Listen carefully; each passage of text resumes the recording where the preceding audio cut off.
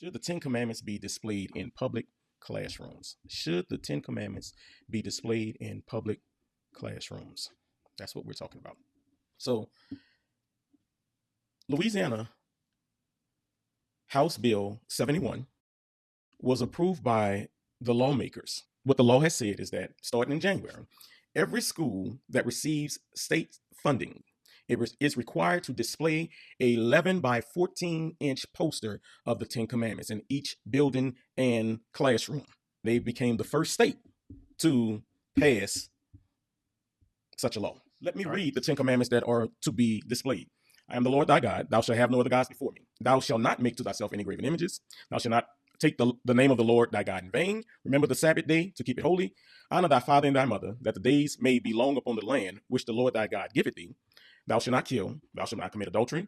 Thou shalt not steal. Thou shalt not bear false witness against thy neighbor.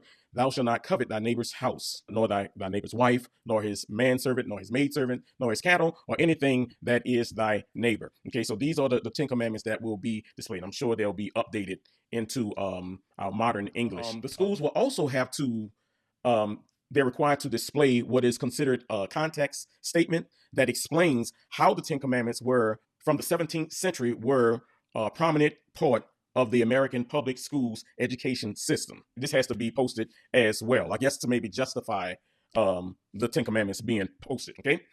Now, let me say this. Some might argue that there is nothing wrong with the Ten Commandments being displayed, okay, because the Ten Commandments could make a difference.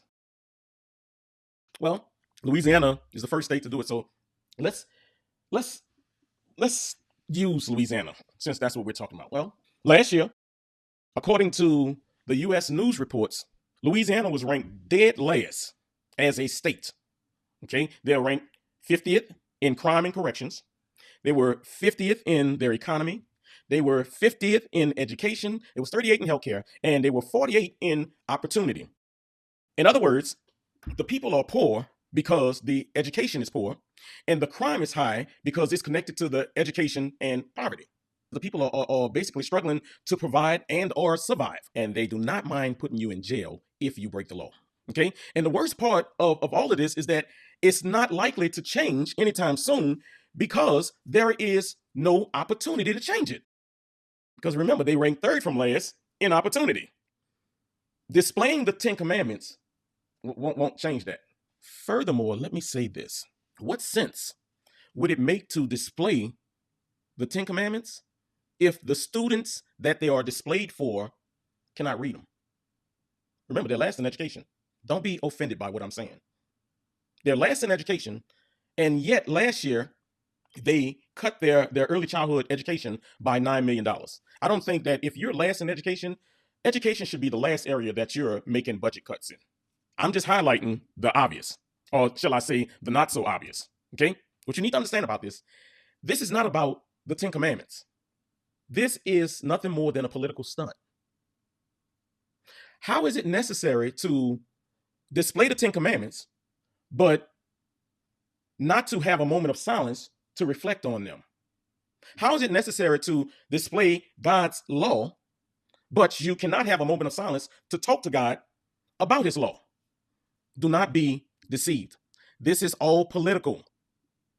But is it not illegal according to the Constitution? Congress shall make no law respecting an establishment of religion, or prohibiting the free exercise thereof, or abridging the freedom of speech, or the press, or the right of the people to peaceably assemble, and to petition the government for a redress of grievances. And this led to the interpretation which is explained as separation of church and state. The reason why is because people like Thomas Jefferson believed that any government involvement in the church would corrupt the church.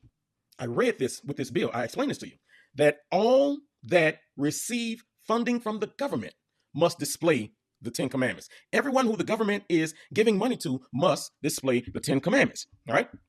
Now, let me present the religion argument so you may understand the religious slippery slope. There is one true God.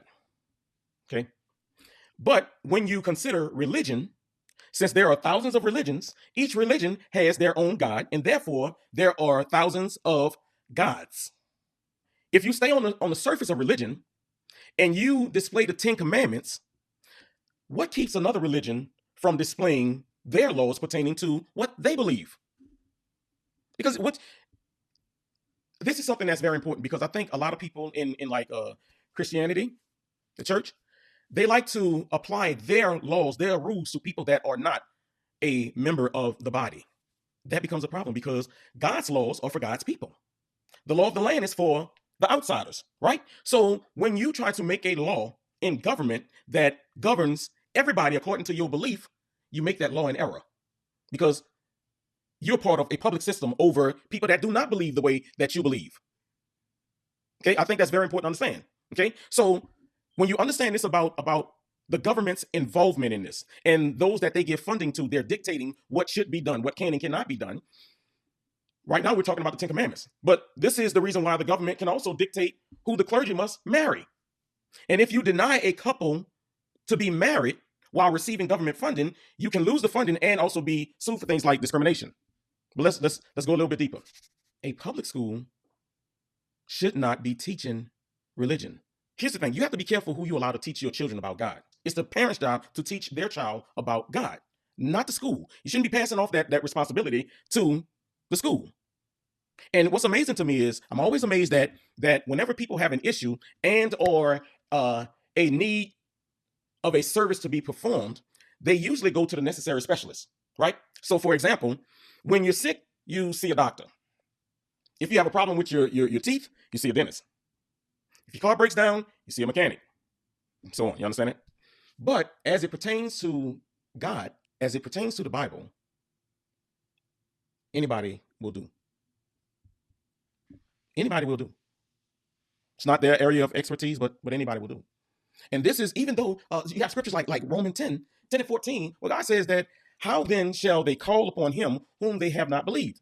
And how shall they believe in him of whom they have not heard? And how shall they hear without a preacher?